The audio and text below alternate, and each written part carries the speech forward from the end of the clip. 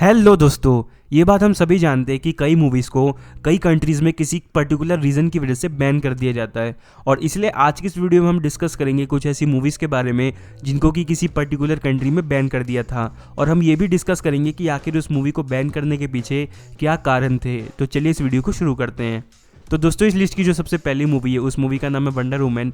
Wonder woman movie को पहले Lebanon ने बैन किया था और लेबनान के पीछे पीछे फिर बाकी की जो मिडल ईस्टर्न कंट्रीज़ है उन्होंने भी इस मूवी को बैन कर दिया। और आखिर क्यों बैन किया वो भी मैं आपको बताता हूँ। असल में वंडर वुमन का रोल प्ले करने वाली जो एक्ट्रेस है उनका नाम है गैल गडोट, जो कि इजराइल की रहने वाली है। और हम सभी जानते हैं कि इजराइल और पैलेस्टीन के बीच में एक लंबे टाइम से वॉर चल रही है। इसी वजह से पैलेस्टाइन ने इस मूवी को बैन कर दिया और पैलेस्टाइन के सपोर्ट में बाकी की मिडल ईस्टर्न कंट्रीज़ ने भी इस मूवी को बैन कर दिया, क्योंकि इस मूवी में जो लीड रोल प्ले कर रही हैं एक्ट्रेस वो इजराइल की सिटीज़न है। इसके बाद दोस्तों, जो अगली मूवी जिसे बैन किया गया था उस मूवी का नाम है doctor strange and the multiverse of madness. इस मूवी को सबसे पहले सऊदी अरेबिया ने बैन किया और उसके पीछे पीछे बाकी की ज़्यादातर मिडल ईस्टर्न कंट्रीज़ ने भी इस मूवी को अपनी कंट्री में बैन कर दिया था। इस मूवी को बैन करने के पीछे मेन रीज़न ये था कि इस मूवी में हमें अमेरिका चार्वेज नाम की एक कैरेक्टर को दिखाया जाता है जिसकी 2 मदर होती है। तो LGBTQ को प्रमोट करने की वजह से ज़्यादातर मिडल ईस्टर्न कंट्रीज़ ने इस मूवी को अपनी कंट्री में बैन कर दिया था। इसके बाद दोस्तों, जो अगली मूवी आती है उस मूवी का नाम है wolf of the wall street. अगर आपने मूवी देखी होगी तो आपने देखा होगा कि इस मूवी में बहुत सारे अडल्ट सीन दिखाए गए हैं और काफ़ी सारी गालियों का भी प्रयोग किया गया है। इसी वजह से ज़्यादातर एशियन और अफ्रीकन कंट्रीज़ ने इस मूवी को अपने यहाँ बैन कर दिया था, जिसमें नेपाल, मलेशिया, केनिया जैसी और भी बहुत सारी कंट्रीज शामिल है। और इवन कई सारी मिडल ईस्टर्न कंट्रीज़ ने भी इस मूवी को बैन कर दिया था।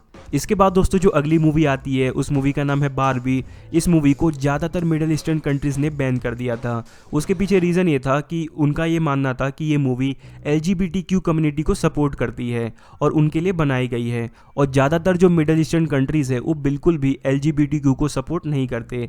इसी वजह से उन्होंने इस मूवी को बैन कर दिया था। और साथ ही साथ वियतनाम ने भी इस मूवी को बैन किया था, लेकिन वियतनाम ने इस मूवी को किसी और कारण से बैन किया था। असल में इस मूवी में एक सीन है जिसमें वर्ल्ड मैप दिखाया जाता है। उस सीन में गलती से वियतनाम के पास वाला जो समुद्र है जिस पे वियतनाम का हक है उसे चाइना का पार्ट दिखा दिया था, साउथ चाइना सी का। इसी वजह से वियतनाम ने गुस्सा होकर इस पूरी मूवी को बैन कर दिया था और बाद में प्रोड्यूसर्स ने ये बताया कि उनसे ये गलती से हो गया।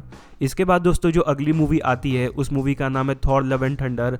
इस मूवी को भी ज़्यादातर मिडल ईस्टर्न कंट्रीज़ ने बैन कर दिया था, क्योंकि इस मूवी में ये दिखाया गया है कि जो वैल्करी है वो एक बाइसेक्सुअल होती है। और जैसा कि मैंने आपको बताया कि मिडल ईस्टर्न कंट्रीज़ बिल्कुल भी LGBTQ कम्युनिटी को सपोर्ट नहीं करती। इसी वजह से Thor love and thunder movie को ज़्यादातर मिडल ईस्टर्न कंट्रीज़ ने बैन कर दिया था।